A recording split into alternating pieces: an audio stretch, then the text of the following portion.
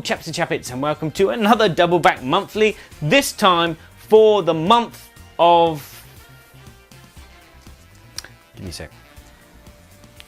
Enter your code. How do you find the time and the date? Google Calendar. That's the one, Google Calendar. Good old things, these phones. You know, this is September, which means that last month was August. Yeah, so welcome to the Double Back Monthly for August 2017. This is a video blog that I set up in conjunction with my Patreon, where you can donate some money to help support the show and also maybe get yourself some promos and get yourself entered into my prize draw. In this video, this blog of mine, I do a recap of everything that I did board game wise in the month of August, followed by my first and last, which is my first impression segment, where I talk to you about all the games that I played for the very first time, and probably the last time that I'm ever going to play them. And then I'm going to do a question time segment where I'm going to be talking about Kickstarters, and then I'm going to do my prize draw for the lucky donator of my Patreon. There you go. I think I've summed all that up. Yeah, let's go to the other bit. So, what have I been reviewing? Wow, let's start off with Last Night on Earth, which is a one or two versus many game where players are either playing as heroes in a kind of B-movie zombie film, and the other one or two players are controlling zombies which have come to eat their brains. This is a very kind of old school board game which has roll and move and take that mechanics, but they tie into the theme and it really well. You know, you feel like you are making your own zombie film. It is really camp. It is really luck driven. There's a lot of, you know, you move here, the zombie player plays a card on you which stops you from going into a building, says the door is locked. You play a card on him which tells you that he can't play that card, and then you can move an extra space, and then you play another card which lets you do something else, and then you shoot zombies, kill zombies. Everything is thematic. The game really works really well. The dice combat I really like and really enjoy. The components are pretty good, and I gave this a technical score of 8.5. What you're buying in the game is pretty good. My personal review is a 9 out of 10 for this game because I just love the theme and I love the stories that come with it. There's 5 scenarios in the box. There's expansions which you can add more scenarios. You can download scenarios. It's just a zombie fest, and if you're into zombie films, I think this is for you. And my combined score is an 8.75 out of 10. Come on, Barry, you can be more professional than that. My next game is a party game called Qui Perd Gagne, or as it's known in English, Pluckin Pairs. It's a party style game which plays up to 8 players, where players have 11 images in the middle of the table and they're against the clock, and they have to pair up 10 of the 11 images and have a rotten apple left over, and then they can pair that with what the other players have paired. If nobody matches their pairs, or if everybody matches their pairs, they score nothing. But if some of the players match their pairs, then they get points depending on the number of players. It's a very simple party game. It has a real good laugh factor when people tell the stories of why they paired this and this together. You know, socks with a pig, and they say, well, they've got a teddy bear at home which is a pig which has socks on. You know, just really stupid ideas that come out of people's mouths sometimes can really make this a really lively party game. It's really enjoyable. The components are not that great. I gave it a 7 out of 10. It could have done with bigger and nicer components, but the artwork is not too bad, and the gameplay is really fun. Personally, I like this game. It's not something I want to play all the time, but it is something that I can play at a dinner party. I gave it an 8 out of 10, and so if you combine those two scores, you're going to get a mean average of 7.5 out of 10. Another game that I reviewed is Outlive, which was a Kickstarter last year, and it's finally arrived and I finally played the final product. It's a Euro game for up to 4 players where players have to really think a lot about what they're doing. It is a real planning Euro style game where you have some teams of survivors on the surface of the planet and you need to send them here to get resources and there to get other resources, and at the same time kind of like avoiding the bigger groups of the other players. And then there's a phase where you can concentrating on what's going on underground in your shelter, how you're managing with those resources, how you enticing other survivors into your shelter, what rooms you're building, what equipment you're repairing, little things like that you're doing all with these resources. So this is a resource management worker placement game.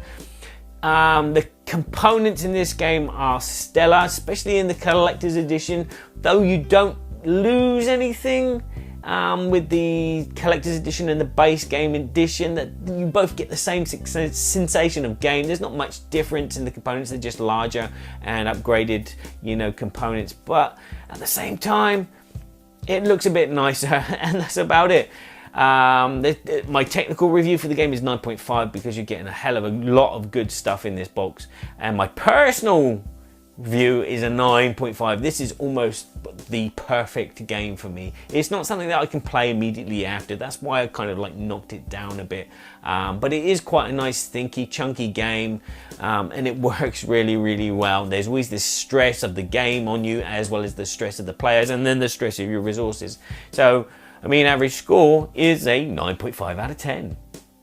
Another video that I did, which is not a review, it's a playthrough, is for the Kickstarter game which is currently running called Andorian Battlefields. Now this is a 2 to 4 player game where players will have their own piece of their planet in front of them, and these portals have opened up on the other side and these monsters have come spoiling in, and so you're going to have to put heroes to defend your land, or control the monsters on the other players' boards and hopefully get those monsters to their castles. It is a kind of tower defense game where you're going back and forth, you're spending money to do recruitment of heroes to put onto your board, but also on the other player's turn you're also recruiting with money to put monsters onto their board and try and prevent them.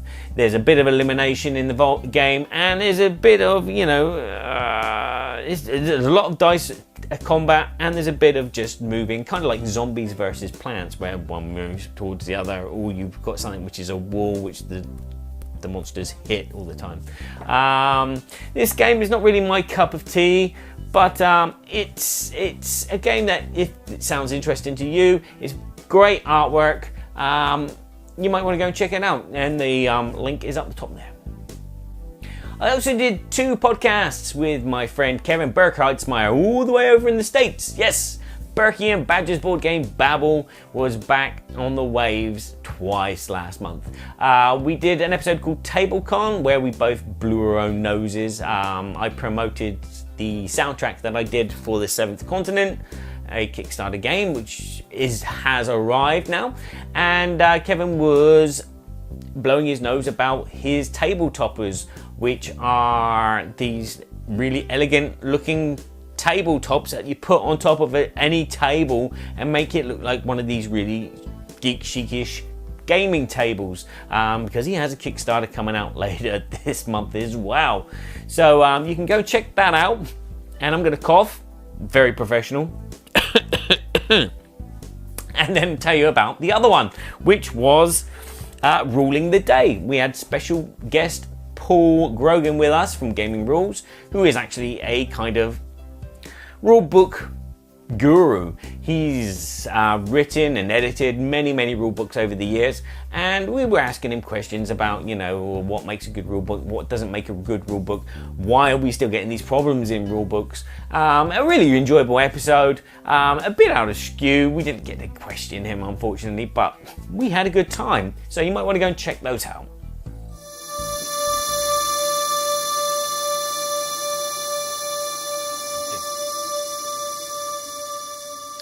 So the first and the last, my first impression segment, where I talk about a game that I played for the first time and let you know if it's my cup of tea or not my cup of tea.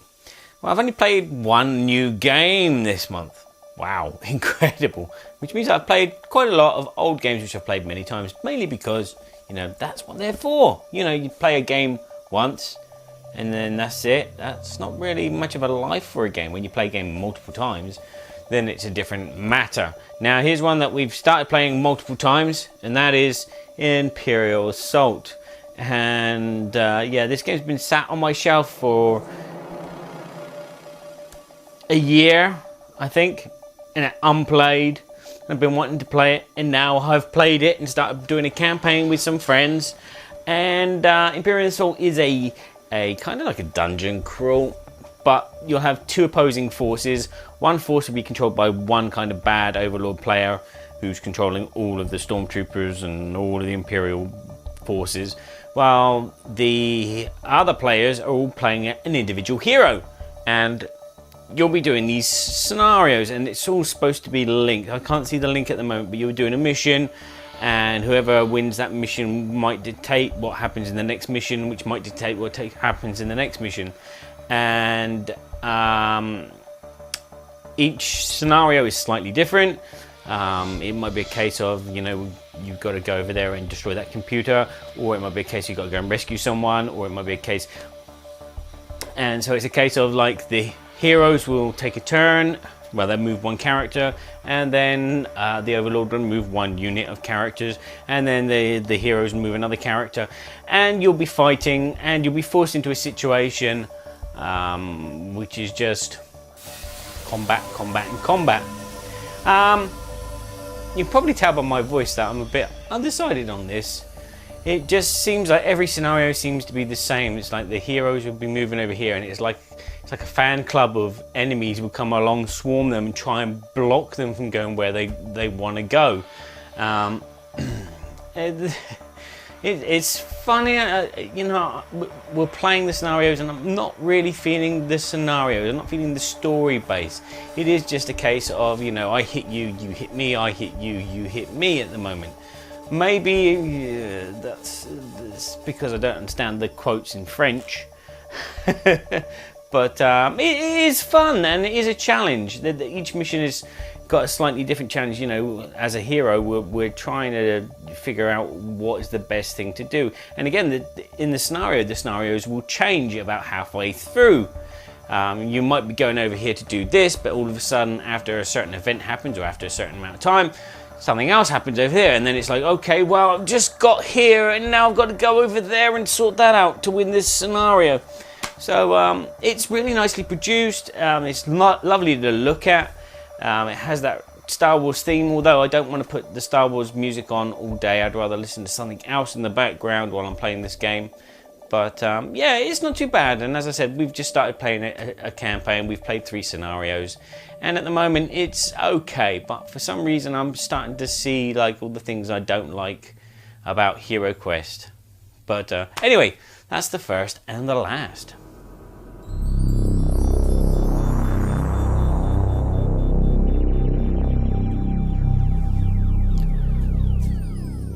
Okay, let's talk about Kickstarters, because I'm just on the fly now. I'm just woo. Okay, I've been lucky enough to be involved in some very great Kickstarter projects and helping them get them off the ground. And in fact, I have more Kickstarter projects to do this week. So look out for Outlaws by Holy Grail Games, and look out for Potato Pirates by someone else. So I'll be doing those soon. And in fact, some of the work that I have and some of the videos that I do are Kickstarter related, because they actually pay me to produce a video. Whereas the video reviews I do off my own back. And you know, because I love this game or I love this game, and I'll do a video and I'll show you where that love comes from and why people should be investing their money into this game. And it's the same with a Kickstarter. A Kickstarter, you'll get a game and you'll go, wow, this is great. And the reason that people make Kickstarter games is because, one, they have this dream. This designer has made this game, well, this publisher has this game, and they want to make it, you know, but they can't go down the normal routes because it's going to be not cost effective for them. They're not going to be, you know, making the money that they want. And again, with Kickstarter, you can kind of see how how many you're gonna sell. You know, because if lots and lots of pledges come your way, you know that this is a game which is tapped into something that the public want. And so Kickstarter is a great way of finding out what the demand's going to be before you make it, and it also helps finance that, because it's not cheap to make a board game. Now, great ideas, they can come and they can go, and a lot of people can be angry about Kickstarter, and sometimes for the wrong reasons. The reasons you should be angry at Kickstarter is if you back a game and you never ever get it, or if you back a game and you get it and the rules suck and it is totally impossible to play. Those are the only reasons that people should be moaning about board games on Kickstarter. They shouldn't be moaning that the actual mini that they got had a bendy sword. They shouldn't be moaning that they couldn't get hold of the Kickstarter. They should have been aware of it. They should have been following it. They should have backed it when they had the chance. People shouldn't be moaning about, you know, it's late. These things happen. You know, you're invited to a dinner party. How many times are you invited to a dinner party and you are exactly on time? Or a bit before time? Yeah, okay? These things happen. There is always something which is going to come up down the road. Now, to sum up, Kickstarter, we should be thankful that it's there, because it has given us great games like Outlive, Conan, The Seventh Continent, which I'm going to review when I play it some more. We should be thankful for that. And we should be thankful that there are people that are willing to, you know, work that bit harder for you, instead of just go, this is my game, give it to Hasbro, and then let them decide whether it sits on the shelf or whether it gets made. These are people that want this game to be made, and they have a passion and they have a dream. And we should be thankful. And we shouldn't be shouting at them because, you know, their rulebook did suck, but they have worked hard on it and they have corrected it and given you a new rulebook. Yeah, this is what annoys me. But anywho, Kickstarters, how do you feel about them? Write in the comments. Do you agree with me? Or do you think that I'm totally kissing ass of Monolith and What Does You and Serious Pulp? Because I'm not.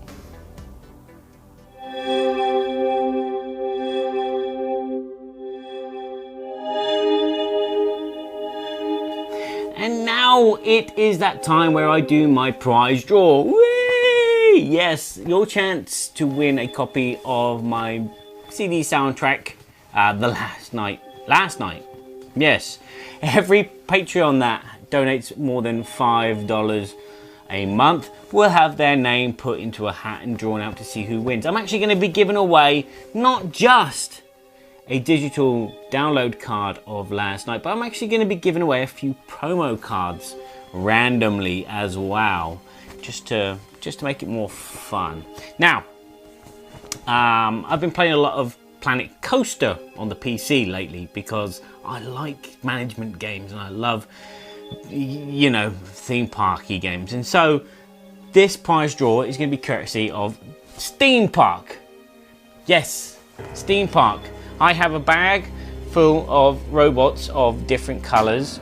I have them all in there, okay? I have named some, and I will scroll their names up on the screen now with what color. The color is matched with my Patreon. So thank you to my Patrons. That's Kevin, Curly T, Elephant Girl, Andrew, and Olivier. Thank you very much. Again, if you want to be put into this draw and you want to help out on the show, go to my Patreon at Board Games Everybody Should. Yes, and donate a bit of money, get yourself some promos, and get yourself a chance to win my CD soundtrack. Okay, so without further ado, I'm going to put my hand in the bag and I'm going to pull out a robot and show it to you in color. It's a grey one, and nobody has grey. Let's try again. This could go on for days. It's a yellow one and nobody has a yellow one. This could go on forever, but this makes entertaining music. Pink. Nobody is pink. Nobody is pink. Nobody is yellow. Nobody is grey. But it's a grey one next. If it's a grey one, I'm going to laugh. It's a pink one again. I think there's 8 different colours. Maybe I should have taken some of the colours out. An idiot. Green! We have green, which is Andrew. There you go. You've won yourself a copy of Last Night. And as I said, I'm going to throw in a few extra promos for you as well to sweeten the pot a bit. Okay, so all that remains for me to do is say thank you very much for watching. I hope that you've enjoyed the blog. But as I said, there's lots more videos coming pretty soon. As I said, I've got 2 more Kickstarters to do. I've got Outlaws and Potato Pirates to do, which I'm starting on the 7th, which is tomorrow, and I still haven't done the videos. Time to go full speed ahead, but yeah, I've been doing the vendange, so this is a completely different thing. I've been cutting grapes in the vineyards. It's that time of the year and it's all go. But anywho, I get beside myself. You came here to talk about board games and I'm talking to you about grapes and champagne. But anywho, ciao for now. Just sitting at the table next to Felicia would be quite nice. Wouldn't it be good? I got some board games, I don't know how many. Just like that, you